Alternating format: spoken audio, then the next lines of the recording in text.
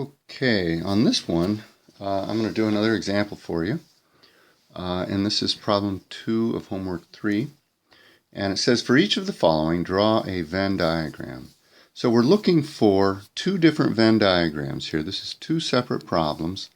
And in each problem, we're looking for all of the conditions to hold true. Okay? And just as a quick review, when we have two sets whose intersection is the empty set, that means those sets are disjoint. And we would do something like that to mean that those sets are disjoint. Okay?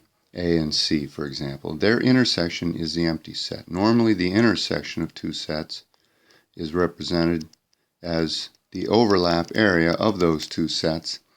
And if the sets are separated, that means there is no overlap, and the overlap is the empty set. Okay.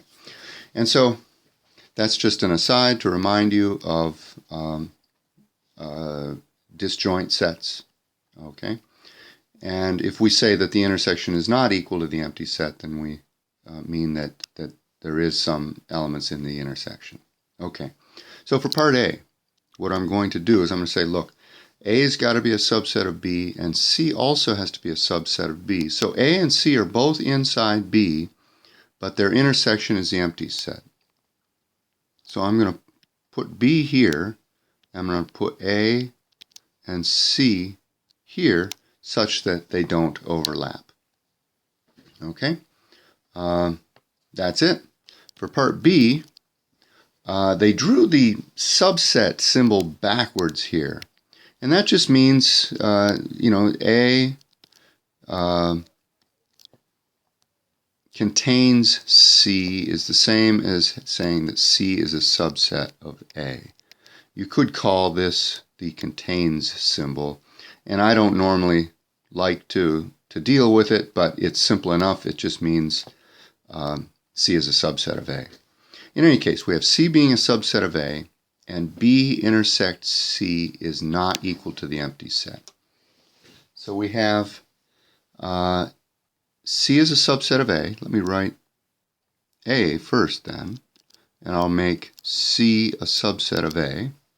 And it says that B intersect C is the empty set.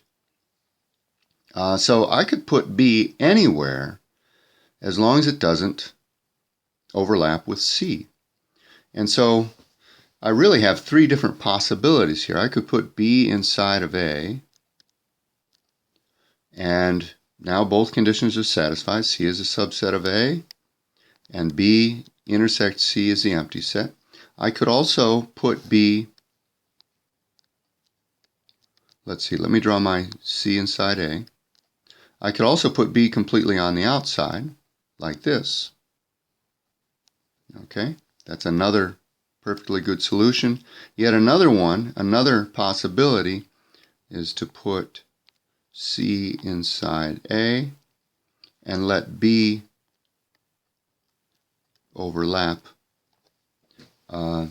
with the boundary of A, meaning some of the elements of B are in A and some of them aren't. In all three cases,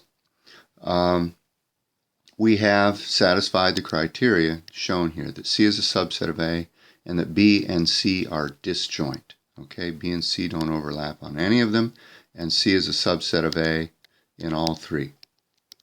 Okay, that's problem 2 for you. Hope that helps.